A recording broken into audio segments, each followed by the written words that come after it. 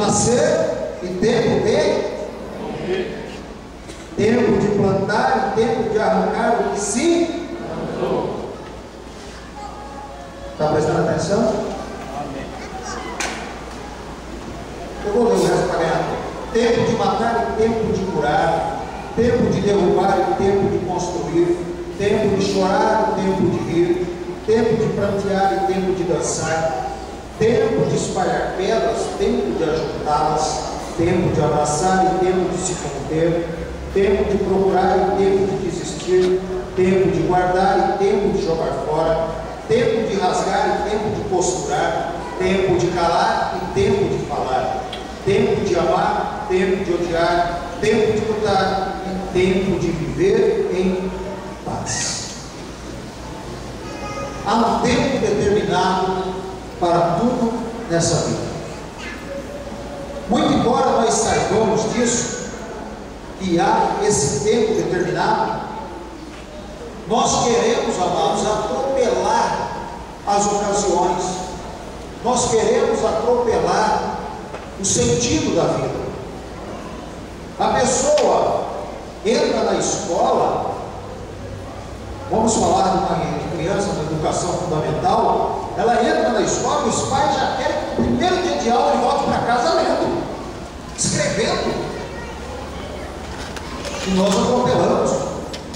A pessoa vai trabalhar numa empresa, vai chamada para trabalhar numa empresa, a ansiedade do dia anterior, desde o período que foi dito que ele trabalharia naquela empresa, é tão grande que alguns nem conseguem dormir. E no outro dia, quando é para se apresentar para trabalhar, ele chega mal. E tão ansioso que está, querendo atropelar o tempo, e fica pensando: será que eu vou conseguir? Será que vai dar certo? Será que eu vou desempenhar bem a função para a qual eu fui contratado? Tentando atropelar a situação. Quer ver uma outra situação que nós observamos? Quantas pessoas, e nós que já somos casados, quantas vezes nós paramos e nós pensamos assim quando estávamos para casar: meu Deus, será que é essa pessoa certa mesmo? Por mais que você orasse, buscasse, pedisse a Deus, alguns casais em Cristo, outros nem em Cristo estavam, mas sempre a pergunta vem: quantos anos eu vou viver com essa pessoa até que ela morra ou eu? Não é até que se separe não, viu? Uma vergonha para essa conversa. Casou é até que a morte os separe. Essa história aí não é de Deus não, né? Se converte, não der certo, separa. Isso não é de Deus não, viu? Mas você fica pensando, você nunca parou para pensar. Se vocês nunca pensaram, eu estou muito desconfiado. O rostinho de vocês também. Quantas vezes a gente ficou pensando: poxa vida, tem muito que se ajustar, tem muito que se acertar. E você, alguns namoram meses e já casam, outros namoram anos e ainda não tem segurança do casamento. Por quê?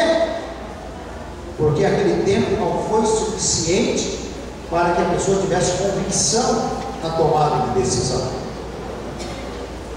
Mas o interessante é que mesmo quando você toma a sua decisão e você começa uma vida com a outra pessoa,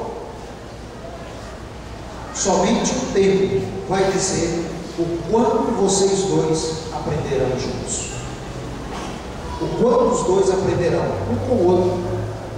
Terão momentos bons e momentos difíceis, mas há tempo, há um tempo determinado por Deus para todas as coisas. Existe um tempo difícil, meu irmão. Se você está passando esse momento, saiba que ele vai terminar, ele vai cessar em nome do Senhor Jesus. E nós precisamos entender isso, que há um tempo para nós. Tempo aqui, por favor, não entendo, no original tem dois sentidos a palavra tempo. O primeiro é o cronológico, esse do relógio que nós marcamos. É aquele tempo que tem horário para começar e para terminar, mês, dia e ano. Mas o que está sendo tratado aqui é o tempo de Deus. É o Kairos, chamado tempo de Deus. Muitas vezes Deus quer nos dar algo, Deus quer nos ajudar, ou Ele está pronto a nos ajudar, mas Ele não disse quando. E existe um tempo para isso se cumprir. Ainda hoje eu conversava com a pastora a respeito de uma determinada pessoa. Nós estamos conversando até em oração, apresentando essa pessoa. E essa pessoa comentou algo no sentido de dizer que ela tinha certeza que Deus iria colocá-la novamente em pé, espiritualmente falando, e que ela iria mais passar por onde ela já esteve, testemunhando e cantando hinos de louvores a Deus. E aí nós comentávamos e dizíamos: nós acreditamos no que Deus fala, mas não sabemos quanto tempo isso pode demorar. De repente Deus tem que tratar o coração, tem que curar, tem que colocar a pessoa em uma novidade de vida. Qual é o tempo de Deus para mim e para você? O certo é que nós estamos aqui porque temos uma necessidade, cada um de nós. Estamos nesse culto nessa noite porque temos uma necessidade, espiritualmente falando, em se manter em pé. Quando a pessoa se acha tal, quando a pessoa entende que por ela só tudo está bem, ela faz do jeito que bem entende, ela não procura Deus, ela fica à mercê da vida, mesmo que nos erros, mas ela é autossuficiente. Nós, no entanto, entendemos que a nossa vida depende 100%, única e exclusivamente de Deus. Todas as vezes que eu converso com alguém que está afastado dos caminhos do Senhor, todas as vezes que eu tenho assim em mente, eles têm dito para mim o seguinte: algum dia eu volto, em algum momento eu volto para Deus. Observe que eles não estão falando de placa denominacional, eles estão falando de uma necessidade deles. Fui conversar com um senhor, que, desculpa, eu não posso citar o nome, é considerado uma pessoa turrona, uma pessoa aqui na cidade, muito conhecido, mas que não gosta de crente, não sei o que e tal. E eu fui conversar com ele por um outro assunto, que acabei tendo que conversar com essa pessoa, e ele, em um dado momento, ele falou para mim assim: pastor, olha só, fulano de tal é lá da sua igreja, é a expressão que geralmente as pessoas usam, né? É lá da sua igreja, que a igreja é minha, de Jesus, eu só estou pastoreando. Eu falei: ele congrega comigo. Se um dia eu for crente, eu vou ser igual essa pessoa. Opa, já mudou a conversa. Se um dia eu for crente, ou seja, ele sabe que ele tem uma necessidade e que ele precisa de Jesus, apenas não quer deixar cair a máscara. O Senhor me chama a atenção na noite de hoje, dizendo: meu filho, minha filha, há um tempo para a tua vida. Nascer, você já nasceu. Nem sempre é só nascer ou morrer fisicamente, mas para alguns atos, algumas atitudes. Às vezes já choramos, já fizemos muitas coisas, mas é uma hora de dar um basta e de ter uma nova vida em Cristo, uma visão direcionada para o céu. Por isso, quando eu estudava essa palavra para meditar com os irmãos, o Senhor me levou em 2 aos Coríntios, se você puder acompanhar com a sua Bíblia, 2 aos Coríntios, capítulo de número 9, segunda epístola de Paulo aos Coríntios, no Novo Testamento, capítulo de número 9, Paulo diz assim, 2 aos Coríntios, capítulo 9,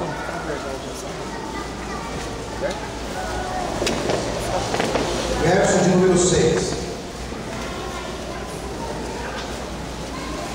Amém? 2 aos Coríntios, capítulo 9, verso 6. Lembre-se, aquele que semeia pouco também colherá pouco, e aquele que semeia com fartura também colherá fartamente. Olha a atenção que Paulo nos chama. Lembre-se que aquele que semeia pouco colherá pouco, e o que semeia em fartura colherá fartamente. Meu irmão, minha irmã, se você fizer uma horta e você plantar sementes de alface, você vai colher alface. Se você plantar milho, você vai colher milho. Se plantar rama de mandioca, vai colher mandioca. No mundo espiritual é assim também. No mundo espiritual é assim também. Terça-feira passada, nós estávamos em um número aqui na igreja, de irmãos, e eu estava ensinando e conversando com eles a respeito das obras da carne e as obras do Espírito. Se você semear na carne, você vai colher as obras da carne na sua vida. Pastor, mas será que eu estou semeando na carne ou no Espírito, pastor? Vamos ver. Hoje vai ser um estudo bíblico, viu? Vai ser um pouquinho diferente dos outros estilos. Abra comigo aí em Gálatas. Opa, misturei aqui. Abra comigo aí.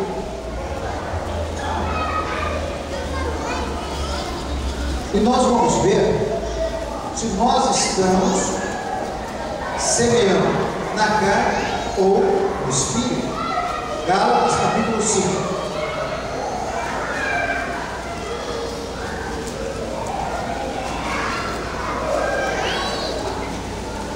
Gálatas, você está em 1 aos Coríntios, segundo vai na sequência, tá? 2 aos Coríntios, o próximo livro é Gálatas.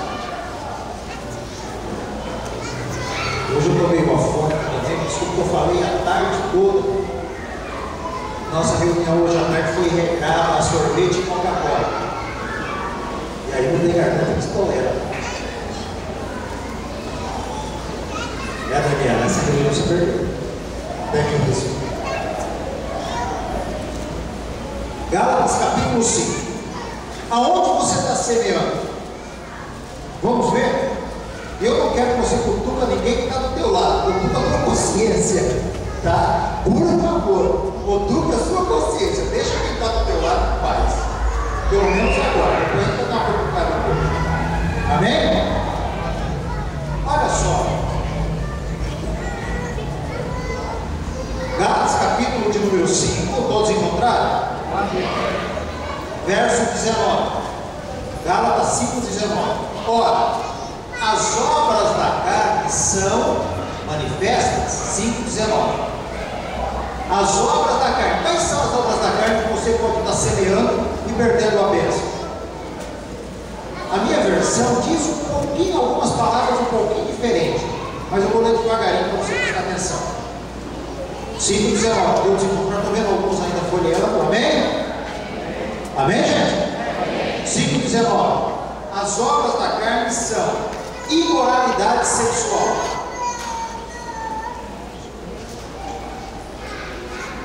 é para você pensar mesmo, porque você não está pronto. Por isso que eu parei. Impureza e libertinagem, idolatria e feitiçaria,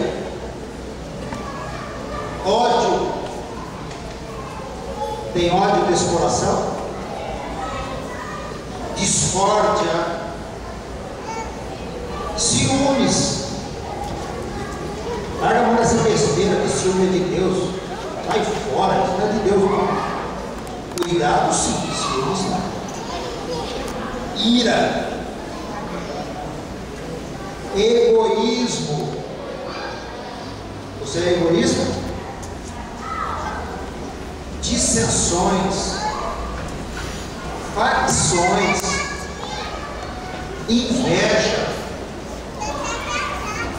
embriaguez, orgias e coisas semelhantes.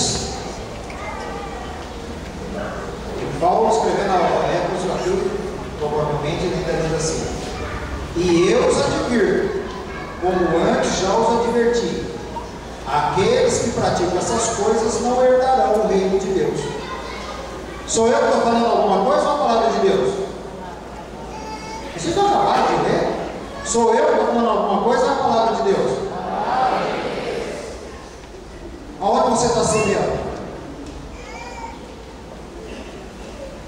Toma cuidado, meu irmão, não é o que os outros acham, o que os outros falam. É o que a Bíblia traz para você.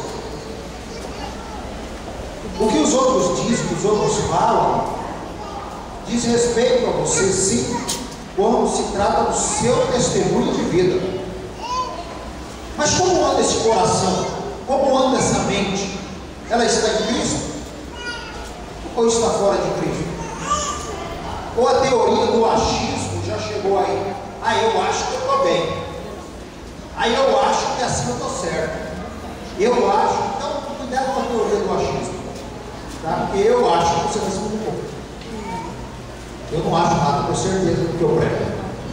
Agora observe quando você semeia na palavra de Deus, ou melhor, no Espírito.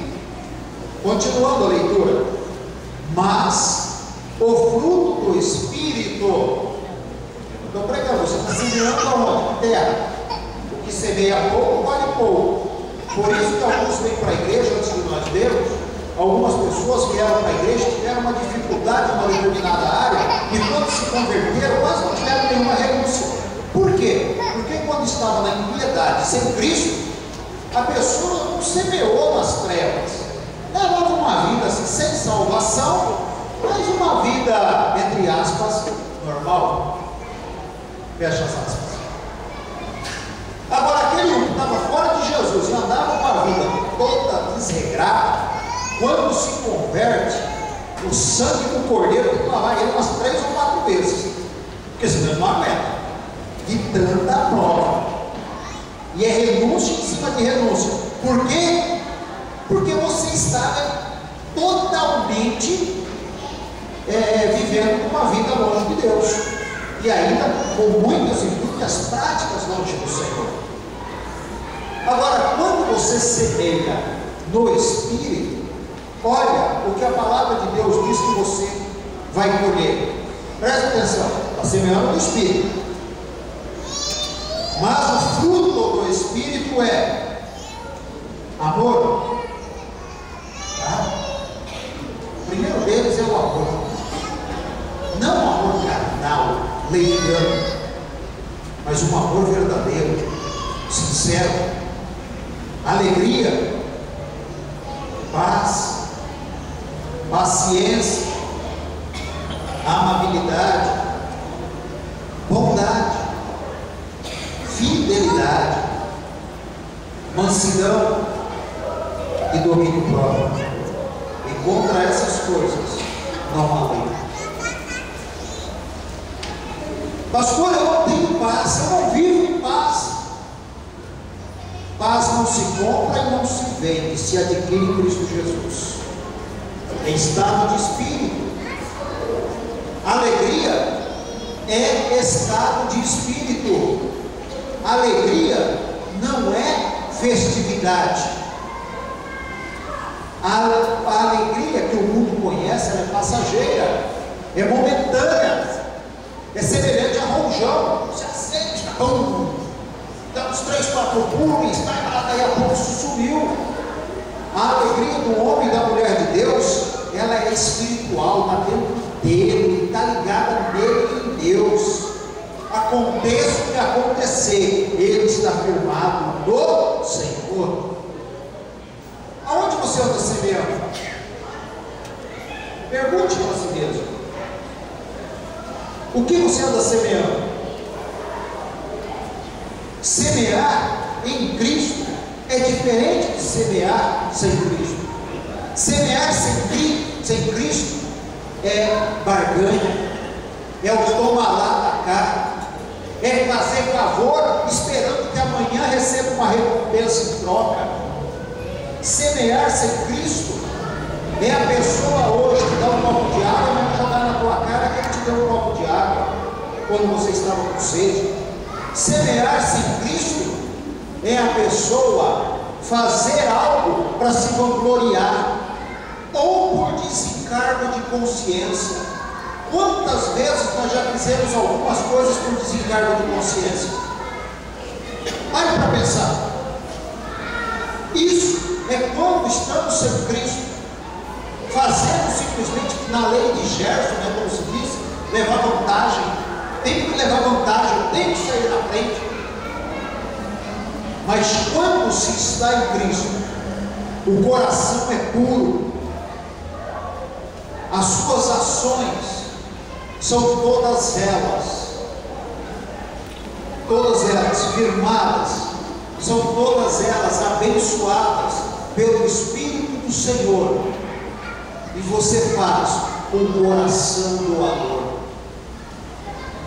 Você não faz com segundas, terceiras intenções, mas você as faz porque você sabe que Deus é merecedor de toda a honra, toda a glória e de toda a adoração. Precisamos nos concentrar em fazer para Deus e semear no Espírito. Meu irmão, minha irmã, quem semeia pouco, colhe pouco. Você quer colher mais alegria? Dê alegria às outras pessoas. Você quer colher paz? Comece a viver em paz e transmitir paz para as outras pessoas. Alguns anos atrás, não vou dizer quantos, senão vocês vão falar que sou velho, mas há alguns anos atrás, eu me lembro que eu acordava para trabalhar, já pela manhã, antes de sair do meu quarto, já ficava pensando, meu Deus, vai ser outro dia daqueles. Mas, meu Deus, vai ser outro dia daqueles.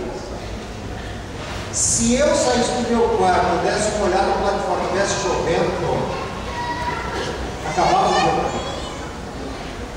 Se estava muito sol já de manhã, 7 horas, já o solzão brilhando, aí eu fiquei cansativo. Hoje minha pressão do sol.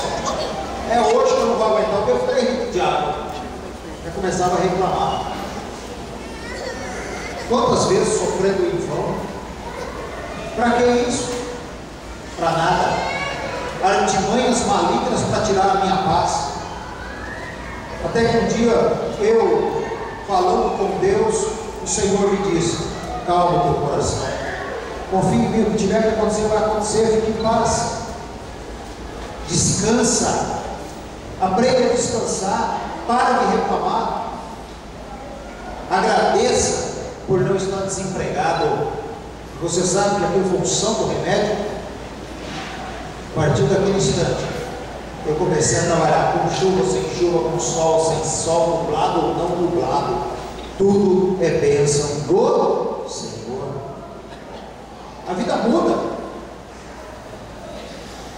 Pegava o salário, esse salário de morrer de fome, vai morrer de fome mesmo. Nossa, o que eu ganho não dá para nada, não vai dar mesmo.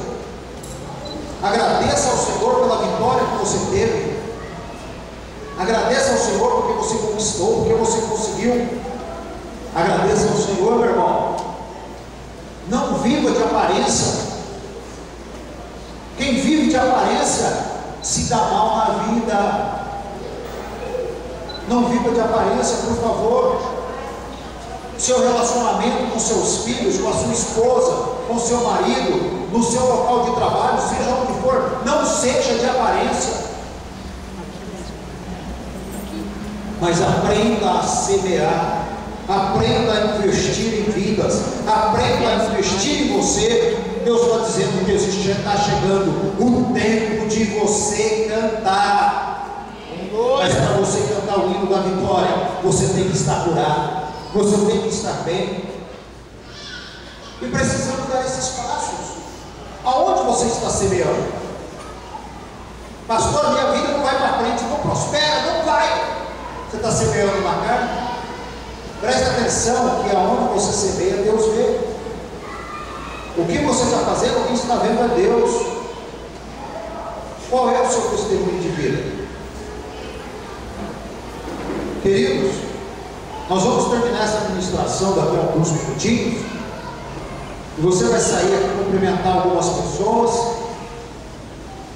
Inclusive, eu gostaria de pedir a vocês que começassem a cumprimentar pelo menos a maior parte da igreja. Não vira as costas e sai porta fora, não. Cumprimente os irmãos, converse com os irmãos, dê um abraço. Você vai ver o quanto isso vai mudar. Às vezes vocês se encontram na rua e não sabem que são irmãos da Cristo vive. Teve uma pessoa que chegou para mim e falou: pastor, eu estava em tal lugar e eu vi um carro no estacionamento com um adesivo da Cristo vive. Eu fiquei pensando: quem será aqui que é da igreja? Quem será que é da igreja? Aí procurei, pastor, mas não vi. E com certeza você viu, você não me conheceu. Nós estamos na mesma fé, somos da mesma fé, buscamos ao Senhor, muitas vezes não nos conhecemos. Pense comigo agora. Se você sair porta fora, for embora, talvez você trabalhe a semana toda. Alguns aqui estão com um horário esticado de trabalho aí, por conta do final do ano que se aproxima. Você talvez só vai retornar aqui no próximo domingo à noite. Como será a tua semana? Você vai sair daqui, vai se esquecer de tudo que você aprendeu? Ou você vai começar a partir de amanhã a semear? As empresas estão fazendo inúmeras confraternizações. É amigo secreto na escola, é lá no trabalho, é não sei aonde. Como você está sendo testemunha de Cristo nesse lugar? Você está semeando na carne ou no Espírito? Pare para pensar. Eu apenas mostrei para vocês. Marque aí, marque essa página de Gálatas 5 para você reler em casa. O final do ano está se aproximando e nós gostaríamos de ter todos vocês aqui no final do ano, cultuando a Deus, trazendo sua família aqui para a casa de Deus. E eu já vou dar um cutucão na sua mente, não vou falar sobre isso hoje, mas já vou dar um cutucão na sua mente. Aonde você vai passar a virada do ano? Em oração, com a igreja, buscando a presença de Deus, se consagrando para começar 2012? Ou será que eu prefiro estar nos prazeres da carne, longe de Deus, passando aonde o pastor leu aqui nas obras da carne? Eu tenho direito? Tem. Todos têm. Posso ir e vir? Pode, graças a Deus. Por enquanto no Brasil ainda pode. Pode ir e vir. Não sei até quando, mas pode. Posso fazer o que eu bem entendo? Pode. Aguentando todas as consequências. Mas eu só quero te alertar. Você prefere passar nos átrios do Senhor, iniciando um novo ano, buscando ao Senhor em oração, em consagração, ou longe da face de Deus? Trazendo os seus aos pés da cruz, ou se afastando com os seus para bem longe de Jesus? Comece a pensar. Se ainda servir de apoio para você tomar sua decisão, leia o Salmo 1. Comece a pensar. O que é que você está semeando? Vamos lá? Salmo 1, eu vou ver com você. Abre esse salmo muito bonito, né? Bem-aventurado é aquele que não segue o conselho dos ímpios. Encontrou? Salmo 1. Amém? Bem-aventurado é aquele que não segue o conselho dos ímpios. Com quem você anda dialogando? Com quem você anda conversando? A pessoa tem base em Deus para te ajudar? Não imita a conduta dos pecadores. Eu oro estar em tal lugar, eu vou para tal lugar. Eles estão em Cristo ou estão em pecado? Se Jesus voltar agora, qual é a situação de tais pessoas? Nem se assenta na roda dos escarnecedores, que são os zombadores. Qual é o nível de diálogo? Qual é o nível de conversa? Bem-aventurado é aquele que, ao contrário, sua satisfação está na lei do Senhor. Isso aqui, ó, Bíblia. Bem-aventurado é aquele que a sua satisfação está na lei do Senhor. Volto a repetir, Bíblia. E nela medita de dia e de noite. A Bíblia nos fala a respeito de um homem chamado Josué. Josué foi um exemplo de obediência. Ele tinha muitos predicativos, mas a obediência era tremenda. Josué era o segurança pessoal de Moisés. Era o guarda-costas, ele era o segurança pessoal de Moisés. E durante muitos anos ele andava ao lado de Moisés. Meu irmão, minha irmã, presta atenção com quem você anda. Se é gente boa, você cresce. Se é curva de rio, você torna de vez. E lá estava ele andando, onde Moisés ia.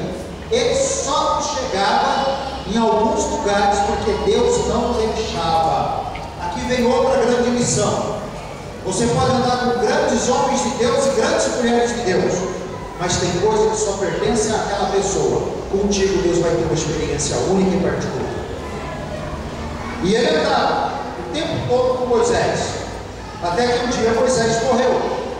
E quando Moisés morreu, o Senhor chegou para ele e falou: Josué, agora é você que vai tomar a frente de tudo.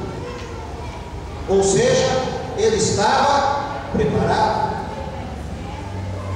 Josué não andou segundo o conselho dos ímpios. Josué não imitou a conduta dos pecadores. Josué também não se assentava junto com aqueles que andavam errados.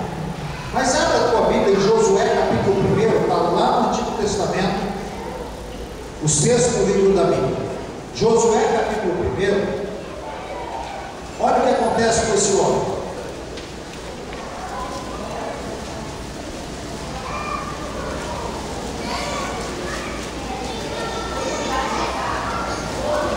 Amém? Josué capítulo 1.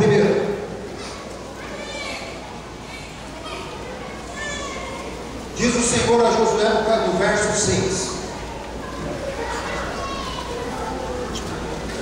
Eu vou ler o 5 para você entender. Ninguém, 1:5, Josué, ninguém conseguirá resistir a você todos os dias da sua vida. Por que Josué ouviu essa voz de Deus? Porque ele andava na presença do Senhor. Olha só o que Deus continuou falando para ele: assim como estive com Moisés, estarei com você, nunca o deixarei, nunca o abandonarei. Aleluia. Mas, verso 6: seja forte e corajoso, porque você conduzirá este povo para herdar a terra que prometi, sob juramento aos seus antepassados. Somente seja forte e corajoso. Presta atenção agora. E tenha o cuidado de obedecer a toda a lei que o meu servo Moisés lhe ordenou.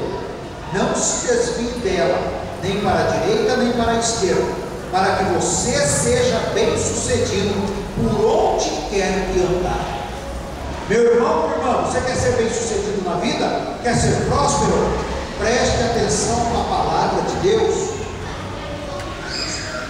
Se você estiver obedecendo a palavra, vivendo debaixo da palavra, em temor e reverência, seus dias serão bem-sucedidos. E eu, segundo a ordem de Deus e a autoridade espiritual que como pastor dessa casa tem sobre tua vida, eu digo e determino: onde botar a planta do teu pé, haverá prosperidade. Mas ande de acordo com a palavra, porque se você estiver fora da palavra, essa ministração profética não tem peso sobre você. A Bíblia diz que maldição sem causa não tem efeito. Então, se você está em Cristo, a pessoa pode chegar na tua frente e fazer um despacho, um descarrego, uma maldição. É nada, nem poeira chega, porque não tem causa para pegar em mim. Mas se tem abertura, conserte agora, em nome do Senhor Jesus, para que tu sejas bem sucedido. Mas não para sai não. Olha o que Deus diz a ele. Presta atenção, Josué. Não deixe de falar as palavras deste livro da lei, e nele meditar dia e noite, para que você cumpra fielmente tudo que nele está escrito. Presta atenção agora, mais ainda. Só então, assim, os seus caminhos prosperarão e você será bem sucedido. Ou seja, Deus está prontinho a me abençoar e abençoar você. Eu não disse que hoje à noite o que me incomodava era aprender a colher? Então, para que eu aprenda a colher, eu tenho que ter o instrumento certo. Não se colhe cachos de uva como se arranca uma laranja do pé. Qual é a colheita que você está esperando? Pastor, eu preciso colher paz. Pastor, eu preciso colher prosperidade. Pastor, eu preciso colher alegria. Pastor, eu preciso colher libertação. Pastor, eu preciso colher a minha família ao altar de Deus. Pastor, eu preciso colher saúde física. Pastor, eu preciso colher o conserto do meu casamento, o conserto da minha intimidade, o conserto dos meus pensamentos, o conserto da minha vida ou a minha conversão. Eu não sei qual é a área que Deus quer que você comece a colher nessa noite. Você o sabe, e Deus está dizendo que Ele está te dando agora a ferramenta adequada para que você comece uma nova vida. E já vou profetizar que o ano de 2012 será muito e muito melhor do que esse que está terminando para você. Por quê? Porque eu vou andar na palavra de Deus. Eu não vou me desviar nem para a esquerda nem para a direita, mas vou andar fielmente na presença de Deus. Aprender a colher. Meu irmão, minha irmã, não adianta você ir lá, eu não sei quantos aqui conhecem, já viram isso? Acredito uma boa parte. Não adianta tirar leite da vaca com um balde sujo. Tem que limpar o balde. Não adianta você colher ovos de galinha se não levar uma vasilha adequada para os pôr dentro. Não adianta você querer enriquecer financeiramente se você não consegue administrar. Não adianta, meu irmão. Vamos ser sensatos. Como é que Deus vai te abençoar? Como é que Deus vai te prosperar? Sabe por que os diabos conseguiram trazer água desse copo para mim? Porque o copo estava limpo e não está furado. O Senhor quer encher você com o Espírito Santo. O Senhor quer curar a sua vida, corpo, alma e espírito. Mas você tem que estar na presença de Deus. Pastor, está difícil, eu não estou conseguindo. Ninguém consegue com forças próprias. Você precisa ter determinação. Vou mudar a minha vida. Vou mudar o meu comportamento. Vou mudar o meu jeito de ser. Vou começar, Deus, a colher frutos de bênção na minha vida. Então, a partir de agora, a partir de hoje, eu não vou dizer que você está proibido, mas você será chamado à consciência de você medir as suas palavras, de você medir os seus atos, de você medir o que você vai fazer. Amém? É você e Deus. Pronto, estou isento dessa palavra daqui em diante. Você vai fazer uma pergunta a você próprio, para toda e qualquer decisão que você for fazer de agora em diante. Se fosse Jesus em meu lugar, o que é que ele faria? Ele alimentaria as obras da carne ou as obras do Espírito? Marque esse texto que eu pedi para você em Gálatas 5. Medite nele na sua casa, medita com a Bíblia toda, mas preste atenção. O que você vai fazer de agora em diante? Essa palavra hoje é para você. Aprenda a comer. Deus quer te abençoar. Se Deus mandar você consertar, conserte. Eu conheci um pastor, conheço o pastor, se Deus permitiu, eu vou trazê-lo aqui. O nome dele é Alceder Citalão. Ele hoje é pastor, supervisor de ministério da missão da Igreja Batista no estado do Amazonas.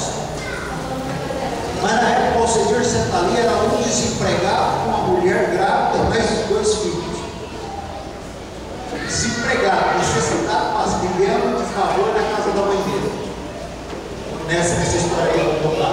Ainda para ajudar, eu tinha um Fusca velho, que a mulher saiu aí ao supermercado, caiu no barranco, bateu o Fusca, prendeu o vento. Gestante daquele volante de dinheiro que arrebentar com o Fusca para tirar ela de dentro. Aí você imagina, né?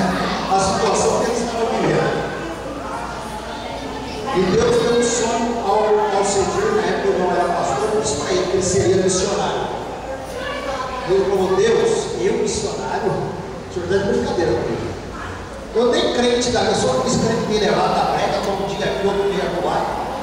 Ele cumpre, se ele vir aqui, ele vai testemunhar isso quando ele estava na igreja, como a gente usa na nossa linguagem, né?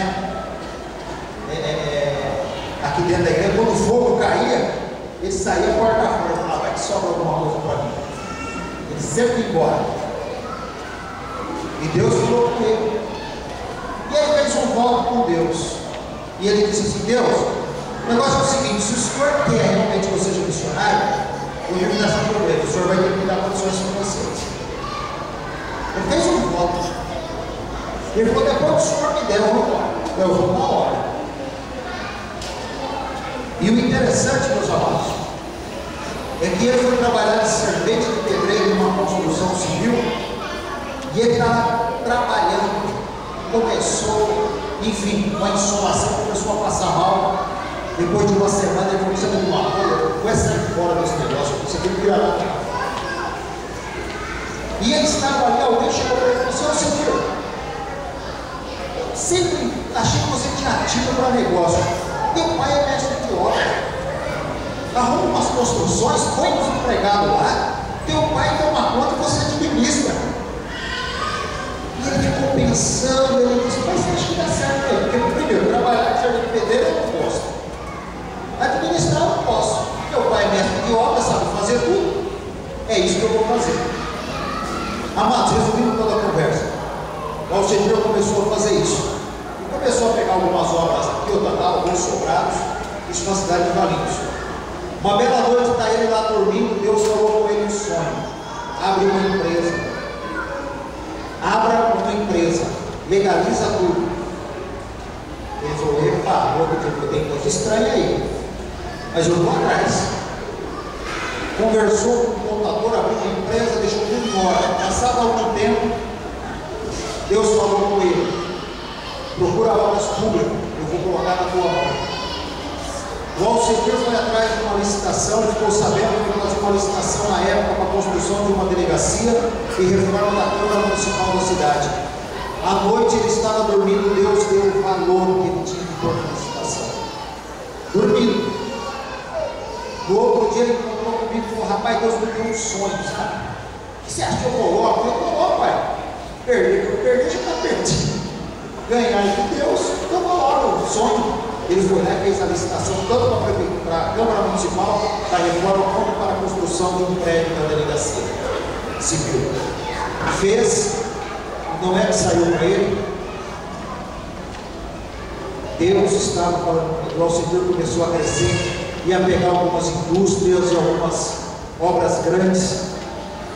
Depois de 2 anos, estava o Alcedir andando de carro zero para cima e para baixo.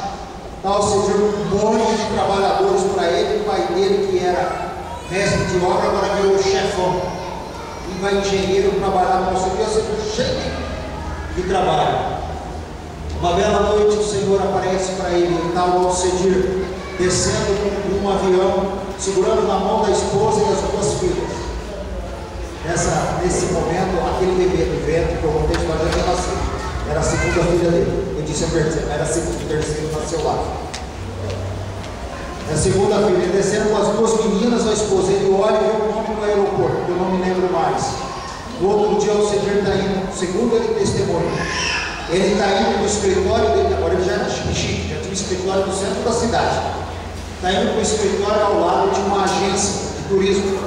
Ele entrou na agência, cumprimentou a atendente e falou: olha, eu não sei onde fica tal aeroporto, mas vê se existe.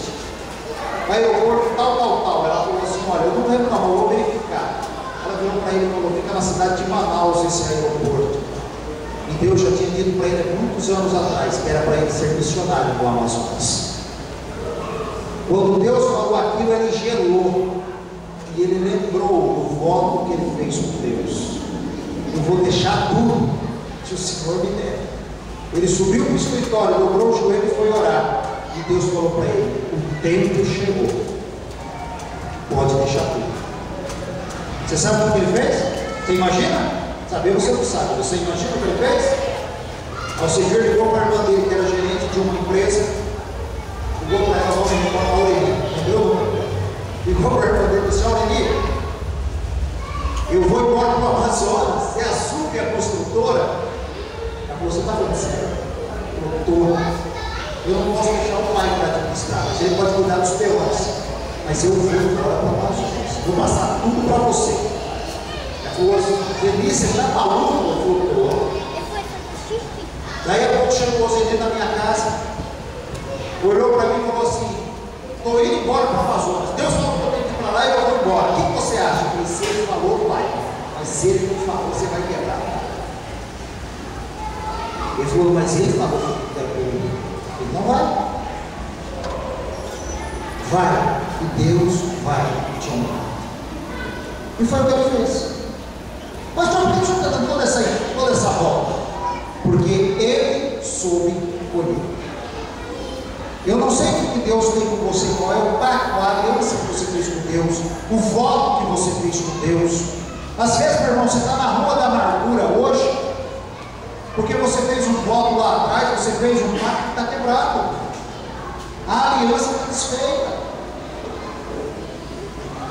Você alimentou as obras da carne e não do Espírito. Ou quem sabe Deus está falando no teu coração hoje que é para você regularizar a tua vida espiritual. Não queira fazer barganha com Deus, pelo amor de Jesus Cristo. Deus não precisa de barganha. Deus não precisa do teu dinheiro. Deus não precisa nem da tua vida. Você é que precisa dele. Eu é que preciso dele.